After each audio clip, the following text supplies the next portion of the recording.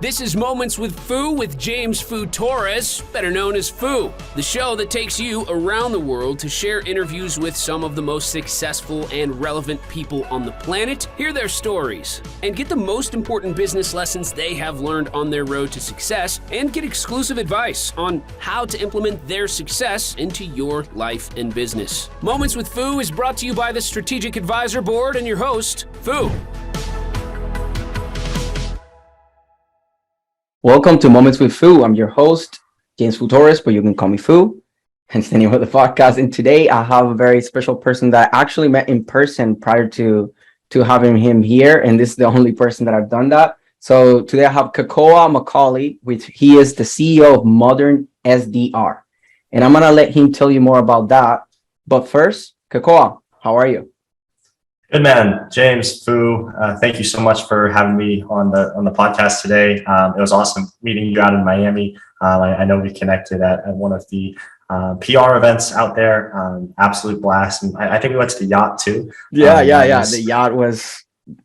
you didn't even use like a bathing suit. You're like, oh, I'm gonna use my pants. Actually, the very branding picture that we've used from that, I took it. I don't know if you remember. You took that photo. Yeah, I took that picture. Every time that I see it, I'm like, you should give me credit. That's the credit. This is the credit here. So yeah. We're gonna just I got the credit at least in here. But yeah, so let's just start with giving the audience a quick introduction. Tell us what you do and why. Yeah, man, for sure. So I guess I can kind of just give some background. So I'm 22 right now, graduated university about a year ago from school out in Nashville, Tennessee. Did that. I was studying for business the whole time. And really what I noticed throughout all of college was that all my friends were going into investment banking, consulting, all of these other very typical jobs after school. And what I realized probably sophomore year was that I was actually terrified of job interviews. So I was absolutely terrified of job interviews. I had this really bad stutter, and it still comes up here and there, but it's like now it's not a big deal. But back at the time, right, I was terrified. I was like, I don't want to recruit for consulting. I don't want to go to all these investment banking dinners. I don't want to do any of this, right? So at that point, I really had kind of two choices. That was, hey, create my own business, right, and make something work, or I suck it up and I go to investment banking and consulting interviews, right? It was either or. And with that, I really decided kind of sophomore year to put my head down. In the past, I'd already explored other avenues kind of on social media, on YouTube, things like that. But I really found a passion for social media marketing. So it was really the statistics, the data behind it, and kind of testing the limits of the algorithms, right? I like doing the things that weren't necessarily the more traditional forms of marketing, we'll say, and really like to kind of push the limits of Instagram, Facebook, YouTube, things like that. And I ultimately found a passion for that. So kind of throughout sophomore, junior, senior year, really started kind of growing the agency, started more on the agency side of things, and now we've kind of transitioned more towards your educational and coaching programs for stuff with like Modern SDR, Black Hat Accelerator, things like that, to really help teach sales, teach high ticket appointment setting, and for the business owner side, teach them how to grow and scale. So that's kind of the background there. Hopefully that fits what you're asking. Yeah, definitely. That's why I like touching those 3 points, like your introduction. So, what's your story, and then what you do, and then the why. So you definitely touch on all of them. So I love, I've heard this before, like your story, like, oh my God, I was scared of interviews. That's something that I really remember because it was kind of like funny and stuff, understandable, but still kind of peculiar. So, yeah, definitely was like, when you said it, I was like, oh yeah, I remember when you said it in the event. And it's cool that you're so young, and you stick with the program of like the school thing, right? Like the traditional route, because you were already there. And I remember you mentioning too, it's like, look, my mom wants me to finish this, so might as well, I'm almost there. Because, I met you a year ago, so, you were almost done anyway. So, and making so much money so that you didn't need to, but you were like, you know what, I'm almost there. I'm just going to finish it. And yeah, that you were doing both, and now you just committed completely to that. And now I feel like you have this perspective that, look, it's not like I took traditional route, but now look, I know this, and from that perspective of, look, I'm coming from the inside and telling you, look, what I'm giving you now in this coaching program and everything is way more valuable than anything that I learned in school. So it's a pretty cool perspective. So. Right, man. Yeah. And honestly, like, I think that like formal education like was worth it. Like, I think I actually did learn quite a lot, but I was actually having this conversation with my mother the other day, and I think it kind of comes down to the resources available, right? Like, we were on financial aid, like had a variety of like assistance with that. So I think that's ultimately what helped kind of streamline that whole process. But I mean, if you look at some of the schools now, I mean, $80,000 a year, right? You're going into hundreds of thousands of dollars of debt. And there's this whole kind of education system online, right, that you can tap into for a fraction of the cost, right? Whether that's a few $1,000s, $10,000, whatever it is, right? I mean, if you learn sales, like, you can pretty much get whatever you want in life. Like, I truly believe that if you learn sales, you can do pretty much anything you want and you will never go broke, because if you have the sales skills, you can either sell your team on helping you out. Hey, this is the vision of our company. Or if you're able to sell, right, you're able to get new clients, which brings you cash flow, which ultimately is what's needed for a business to run, right? And if you're able to sell, like you're able to find your dream partner for relationships, or the best friends that you may have, right? Because you're also selling at that. It's how you portray yourself to the outside world and environment. So we're always selling, right? And I truly think, like, if it was different, I learned to sell at like 15 and I was really good at that, then I mean, would have been making so much money that it wouldn't have been necessary to go to college, right? So I think it kind of comes down to that. Like, I think if a family has the resources for taking their kid to college, 100%, you should do it. You learn so many things, great experience. But there's also the flip side. It's like, hey, if we're going in hundreds of thousands of dollars of debt that you can never get out of, right, then maybe there's another path. And that's why I think, like, even with COVID, it's been so interesting and fascinating to see, because so many people have shifted to the online world, you know? So yeah, that's kind of my 2 cents on that was kind of long-winded, but no, that's fine, because it was very valuable, and it was something that I've been mentioning in my previous podcast. Sales is something that just keeps coming up. Doesn't matter what's the expertise of the person, sales is just like, you need it. And even if you're just like, you want to apply to a job, you want to get a relationship, like you say, and you want to get friendships, you still need to be able to either sell yourself or sell your vision, or sell something. Like, there's always the sales is just, it's just psychology in a way. It's just how to frame things properly, how to understand the person, how to understand in what stage you're at. And for me personally, it has been a focus a lot, especially in the beginning of my career, was a big focus for me.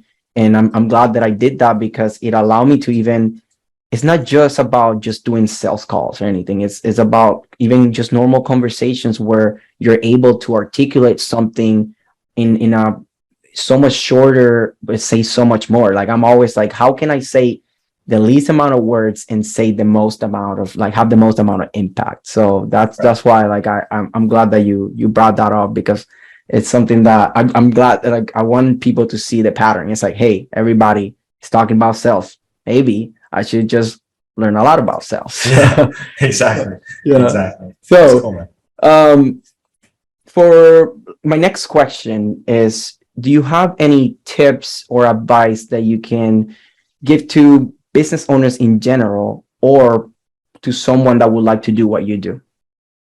Yeah, man, for sure. So I mean, I'm always learning, right? I'm always trying to grow, trying to build, learn from so many mentors out there, and have a lot of people that have really positively impacted my life with mentorship and coaching and everything like that. And I think it kind of comes down to finding the information, right, that you may not be very knowledgeable about, whether that's from a free YouTube video or whether it's from a mentor, whether it's from a mastermind, whether it's from a coaching program, right? Because at the end of the day, if like I made a video on this a few days ago actually, and it's going to go live soon. But it's why 97% of people will never make money online, right? And it comes down to three main things. The first is distractions, right? We're too distracted. There's not enough. We feel like there's not enough time in the day, but it's because we're not focusing on the right things, right? The second is we don't either have the skill sets or we don't have the network, right? So for the longest time, it was very hard for me to make money online. And that was just because I wasn't good enough, right? And I think a lot of people are not quick to admit when they're not good enough, right? Like the reason why we're not able to be at $1 million a month yet is because we're not good enough yet, right? We haven't developed those skills to work as a team to get to that point, right? We've been able to do a pretty decent sum so far, right? But to get to that next level, it's, hey, what skills do you have? What network do you have? And how does that build together, right? And then there's the third, and I think it kind of comes down to mastering really the mundane and consistency, right? It's like every day, and it's probably with your podcast stuff too. Like some days you might not want to shoot a podcast, or some days you might not want to reach out to people for a podcast, but you do it anyways because you have a bigger vision. And moments with food, right? You probably want to make that massive, right? So it's by sticking with that, I think is the ultimate prize, and it's just having that longer term vision, the longer time horizons. Yeah, I agree. I agree with that. And just everything just boils down to discipline. It really, because focus and the network and all these different things is just discipline, because you can just not have anything.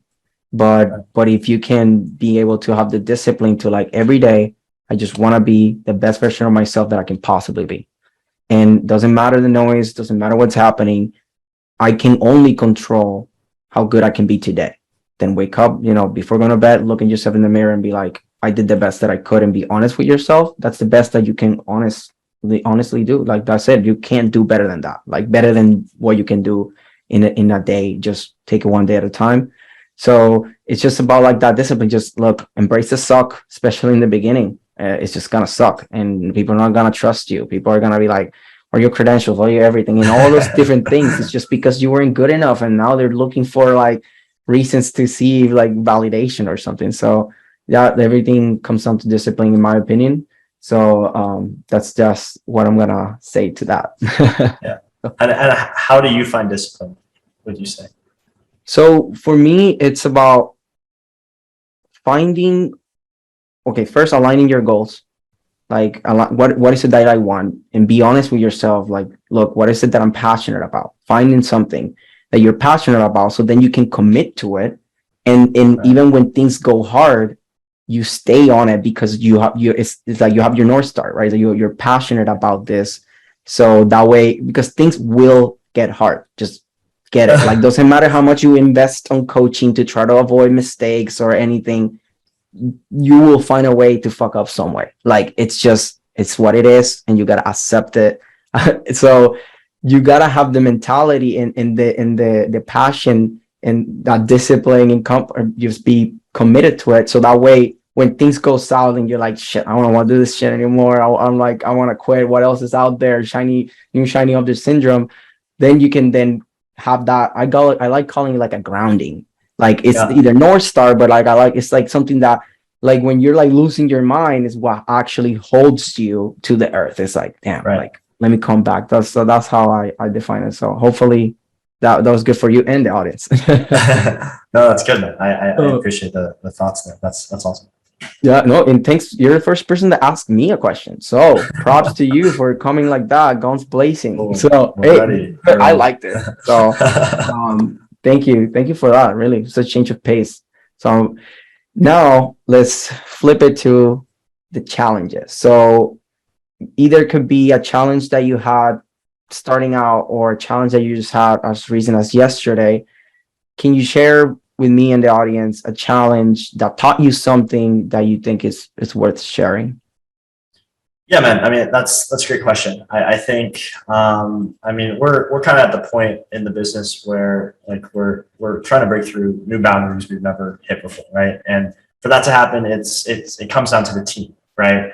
And for me to learn the leadership styles, like in my head, I understand everything about the business, right? I'm like, okay, cool. We know we have to do marketing, then we have to follow up with this lead. This guy's the hottest lead, call him. Then it's go fulfill, then it's onboard. It's all that, right? But bringing together a team that may have very specific skill sets, right? And making sure everyone's aligned with the same vision. That's definitely been one of the hardest challenges that I'm currently going through too. But it's to consistently keep that going, you know, and keep everyone motivated and disciplined, right? I think it's finding that collective vision that everyone shares, and every day we'll take the actions necessary to achieve that vision, especially in the times that it gets hard, right? I think that's definitely the biggest challenge. But I think if you crack that code, I mean, business blows up. That's the way to do it. It comes down to the infrastructure. It comes down to the team. That's something that was very powerful, because a lot of people don't realize that like you can only scale so much yourself.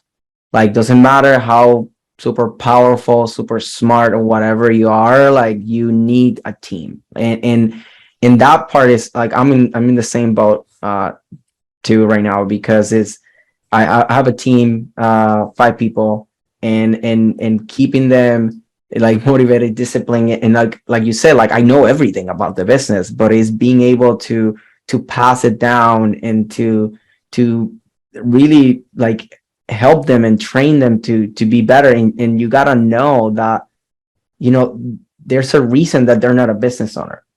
Like, and that's why like they look at you as the leader, as the guy, that the person that is actually gonna help them, because if they could do it themselves, they wouldn't be working for you.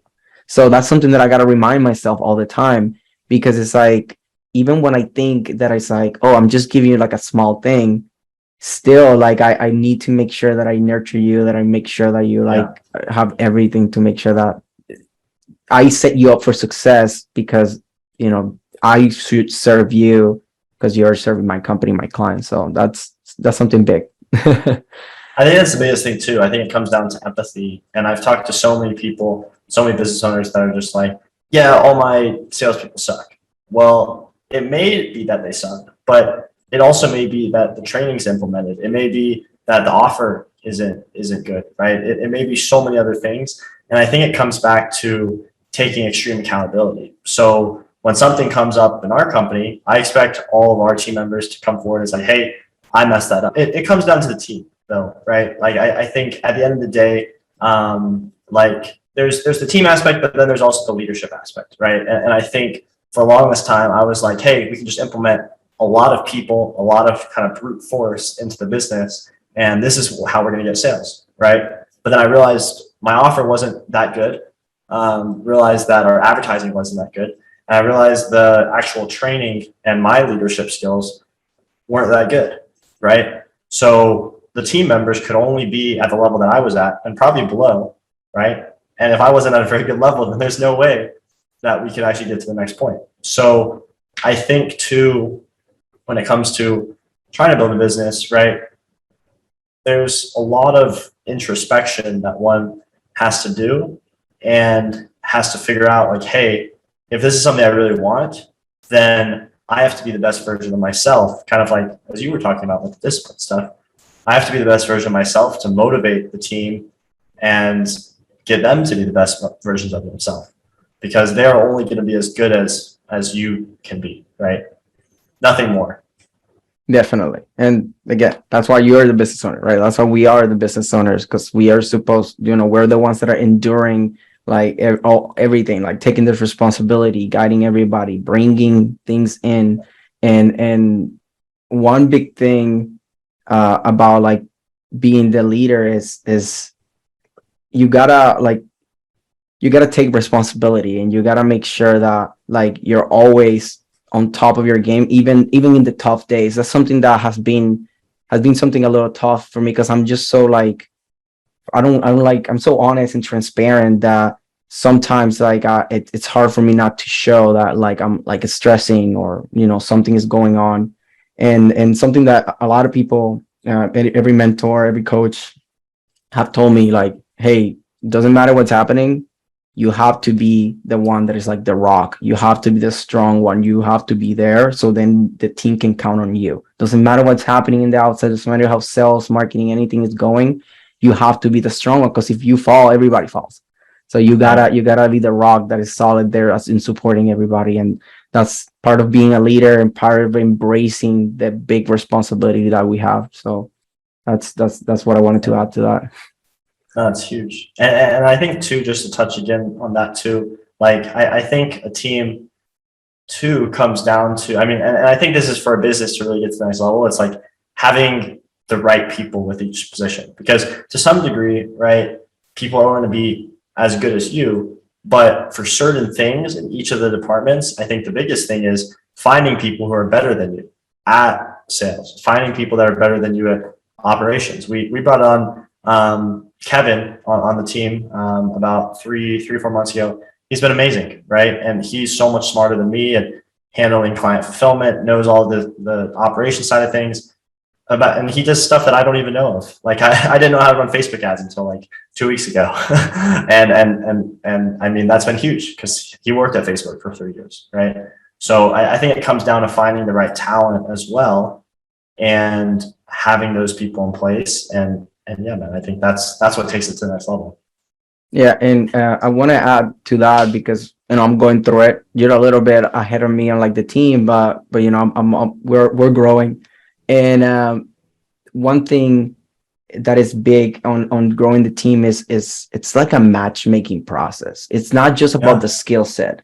The skill set is good, but there has to be a match, because the company, especially when you're like a sole owner, like us, like we're like the leaders. It's like we are the company in the beginning, like, so they have to match with us, because if not, then they don't match with the company. Like, so I've learned a lot. I learned this from Zlot, really, to how to be more like, it's kind of like a relationship. Like you have to make sure that you resonate almost in not a romantic level, but at least in that compromise that because one thing that I've seen is, I know I hire a lot of like contractors. Basically, it's like, hey, just help me out here. And then it was affecting my business more like than in the big picture. Like they didn't care enough.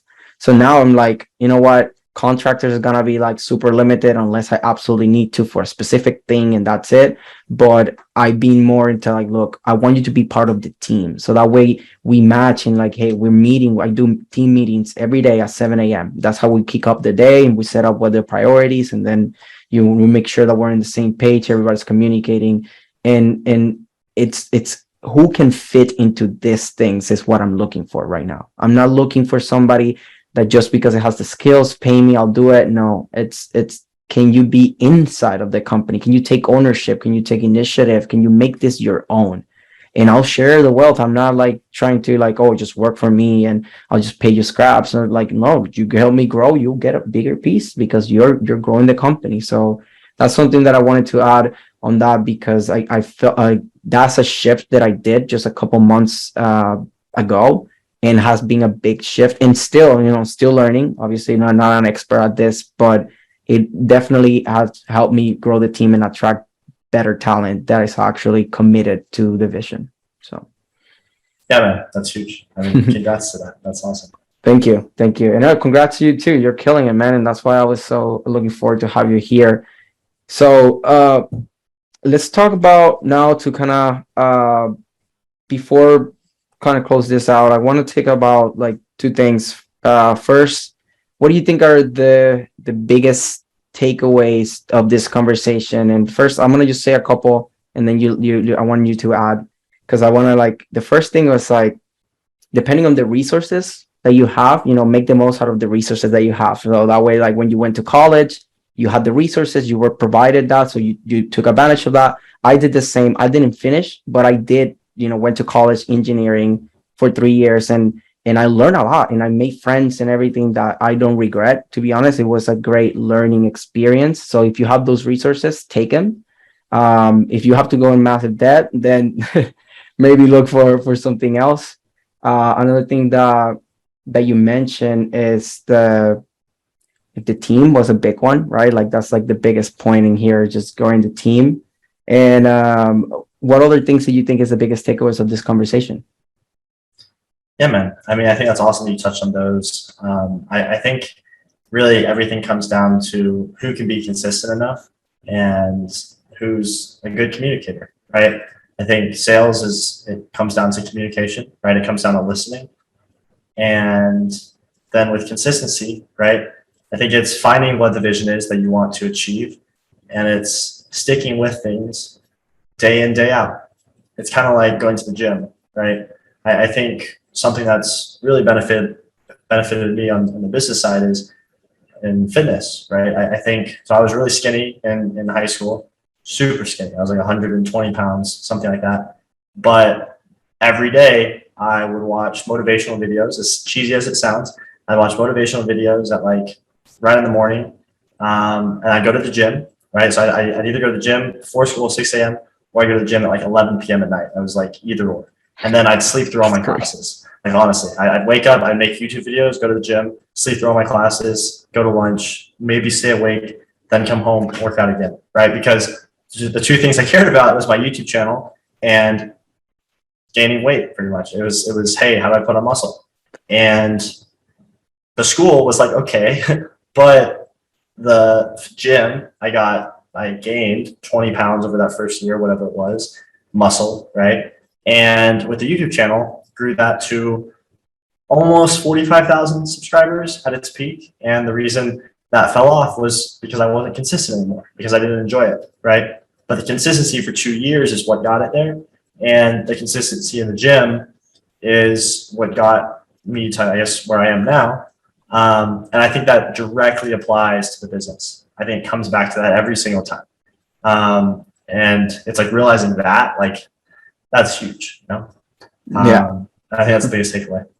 Yeah, and I'm glad that you brought that on, because I really, we didn't touch on it, the fitness part, and it's something that I think is very, very important. And we were talking about it in the event when we were there together. It was like, just find what works for you. For me, I don't do the 11 p.m. That's crazy. I don't know why you do that, but I do the 6 a.m. I do. That's a good one. And what I do is I do yoga. I don't know if you remember that I mentioned it a lot there. And it's a mix between when you do that, you feel good, you look good. So, you can do better. You're more efficient, but it's also the discipline part. Like, it just comes back to that, because when you commit it, it's like, I didn't want to do it this morning, to be honest. I was like, oh my God. I was like, and it wasn't like I didn't want it to. I was just like in the work, like, damn, I gotta send this. Let me send this last message. And it was like, oh, I got the team meeting at 7, so I gotta like hurry up. And and I was like, no, I got enough time. That's fine. And I literally finished, and then like the team meeting started like a minute after. So I just like did it, but I did it, right? I was like, look, no excuse. I'm gonna do this. And I found something. This is something, not everybody has to do this. The gym, works for most people, but for me, I don't do gym, and I don't like running either. So yoga was something that doing the challenge. It's a 14-day challenge for Boho Beautiful. That it's very like balanced. It's for all different levels, and she's talking, so it feels like I have like actual instructor there, and it's just like 15 to 25 minutes things. So it's like there's no excuse. And another thing I want to add about that, if you change your mindset to, like, especially gamers, if people will relate to this, like doing yoga or just in general exercise is kind of like collecting your free daily bonus, like, your rewards, right? Like, you go there, and if you take it as a reward thing and as an investment, like, would you, if somebody tells you, hey, if you invest $30 every morning in 6 a.m., you'll by the end of the day, you'll get $60 back. You're gonna be like, hell yeah, every single day I'll be at 6 a.m. and invest. So it's the same thing. Instead of thinking about money, just thinking about us in minutes. Can I invest 30 minutes on this? And then like I'll get get 60 minutes back just because you become more efficient, you feel better, you can work better. So that that's an investment that you can do day trading with it. So I love that. I hope that, yeah, I hope that you can use that now for you, when you're coaching your people and everything. Hopefully that helps you. But man, thank you. Really, thank you for taking the time. And now, like, I know that a lot of people will be like, damn, this 22-year-old killing it. Like, I want to learn more about him. So what are the easiest I'm trying to be like Foo. I'm trying to be like Foo. Moments with Foo, baby. And then, how can people find you? What's the easiest way for people can find you in Google or in Instagram?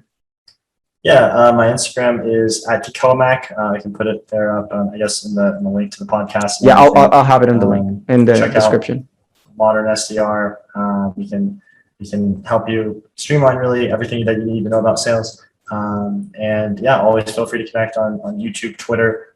Everything's just Kekoa MacAuley on Twitter, YouTube, as well as what are the other platforms? Facebook, right? We're on TikTok too. I think we're on everything except podcasts, which I actually opened up an RSS feed last night. So podcast soon. So Foo will have to have you on as well. Yeah, I'm excited. Be happy to go and share, then be in the flip side, right? And then be sharing the PR, my PR knowledge to your audience. So that'll be cool. And hopefully I can see you in another event. Hopefully I'm gonna start doing my own. I want to do like a yearly one.